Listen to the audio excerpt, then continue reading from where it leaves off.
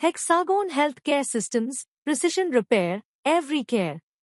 While the room preparation phase is taking place, the X-ray service engineer can uncrate and inventory the new equipment, which, ideal LY, is stored at the equipment dealer's warehouse.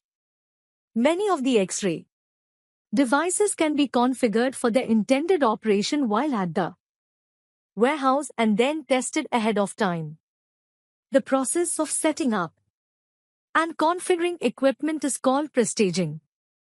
By prestaging equip, what meant the engineer can be sure that the correct equipment has been shipped to the site and that it is operational and will work as intended.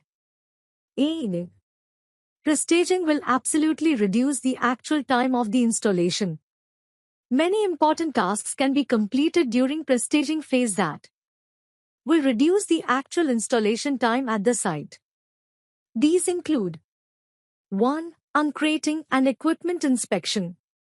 2. Inventory check. 3. Equipment configuration. 4. Power-up testing.